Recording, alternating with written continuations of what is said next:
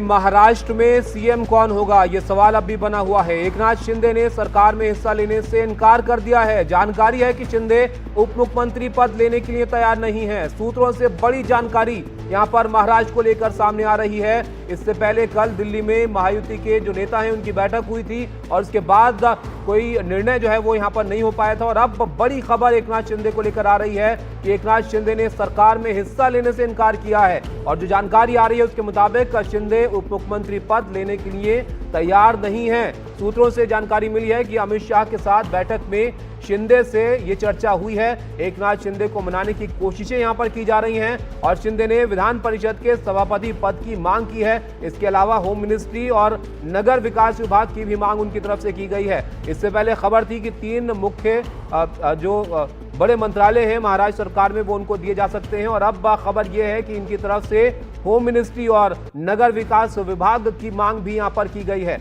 आज फिर से मुंबई में महायुति की बैठक होनी है, मीटिंग होनी है। एकनाथ शिंदे, देवेंद्र फडणवीस और अजित पवार की होगी ये मीटिंग और अगले 2 दिनों में इसका समाधान निकलने की संभावना यहां पर बताई जा रही है। लेकिन सूत्रों के हवाले से बड़ी खबर है कि एकनाथ शिंदे, जिनको लेकर ये खबर थी कि वो मान गए इस बात पर कि बीजेपी का मुख्यमंत्री हो, लेकिन अब खबर है कि एकनाथ शिंदे ने सरकार में हिस्सा लेने से इनकार किया है। जो जानकारी अब तक सामने आ रही है उसके मुताबिक शिंदे उप मुख्यमंत्री पद लेने के लिए तैयार नहीं है। सूत्रों से जानकारी जो है वो सामने आ रही है। अमित शाह के साथ बैठक में शिंदे से इस पर चर्चा हुई है।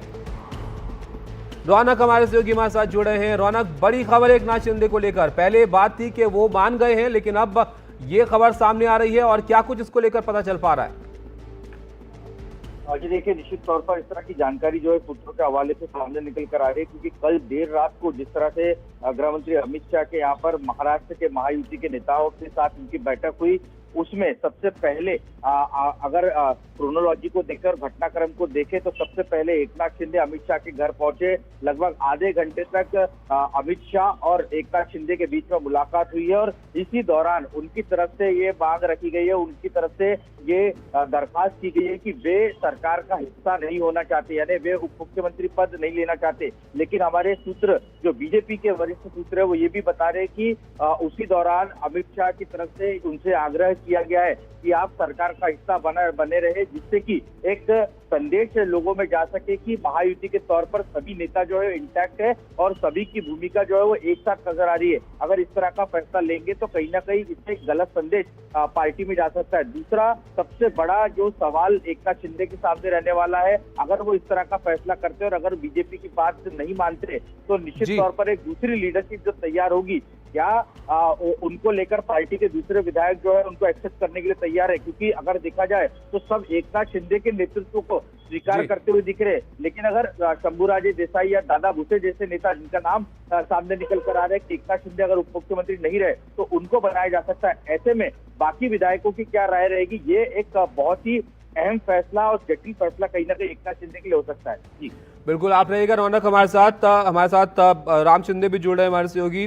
राम शिंदे, बड़ी खबर है ये, अगर एकनाथ शिंदे सरकार में हिस्सा लेने से इनकार उनकी तरफ से किया गया है तो क्या मुख्यमंत्री की मांग की गई है या किसी और को उप मुख्यमंत्री बनाना चाहते हैं? क्या और चीजें जो है पुख्ता हो पा रही हैं इसको लेकर? बिल्कुल, रात के 1 बजे तक ये मीटिंग रही और उसमें मुख्यमंत्री पद पर कौन रहेगा इसका हल तो निकला है। और जहां तक हमें जानकारी है देवेंद्र फडणवीस ही मुख्यमंत्री बनने जा रहे हैं।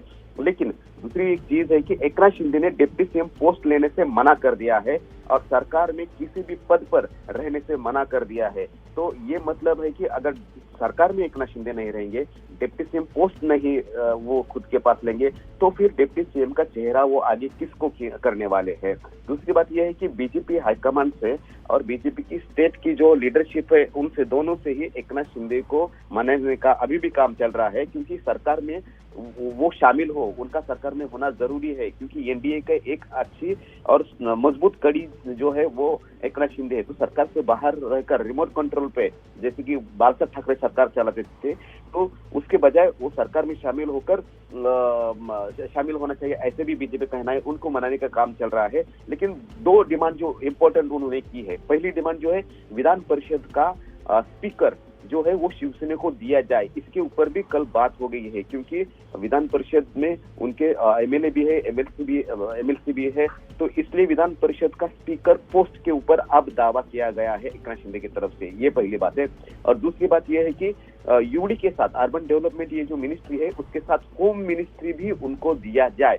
ये दो बड़ी पोर्टफोलियो वाली मिनिस्ट्री जो है, जो कि होम मिनिस्ट्री बीजेपी ने अपने पास रखी है, कभी भी उन्होंने दी नहीं है। देवेंद्र फडणवीस इन्होंने खुद के पास वो होम मिनिस्ट्री रखी है, लेकिन अब दावा किया जा रहा है एकनाथ शिंदे की तरफ से। तो देखना यह होगा कि कौन सी मिनिस्ट्री दी जाती है, होम दी जाती है या संक्षेप में। तो इसको लेकर कोई मुलाकात, अब क्या खबर है, कोई बातचीत वहां पर? बिल्कुल, दिल्ली की जो मुलाकात है वो खत्म हो गई है। अब मुंबई में आज एक मीटिंग होने वाली है और मुंबई में जो पोर्टफोलियो होगा या फिर जो गार्डियन मिनिस्टर होंगे इसके ऊपर, या फिर जो फॉर्मूला होगा मिनिस्टर कितने बर्थ होंगे उसके ऊपर बात होगी। देन उसके बाद जो है बीजेपी का लीडर जो है वो तय किया जाएगा और उसके बाद फिर एक बार दिल्ली में मीटिंग होगी। लगभग 2 दिन और लग सकते हैं जी। तो अब भी और वक्त यहाँ पर लग सकता है सब कुछ तय होने में। आज भी मीटिंगों का दिन रहेगा यहाँ पर। बहुत शुक्रिया राम शिंदे आपका। तो बड़ी खबर महाराष्ट्र से यहाँ पर सामने आई है कि महाराष्ट्र में एकनाथ शिंदे, जिन्होंने जो है अपनी मांगे थोड़ी रखी हैं यहाँ पर, जिस पर आप चर्चा यहाँ पर हो सकती है। एकनाथ शिंदे ने सरकार में हिस्सा लेने से इनकार यहाँ पर किया है। सूत्रों के हवाले से बड़ी जानकारी यहाँ पर निकल कर आई है।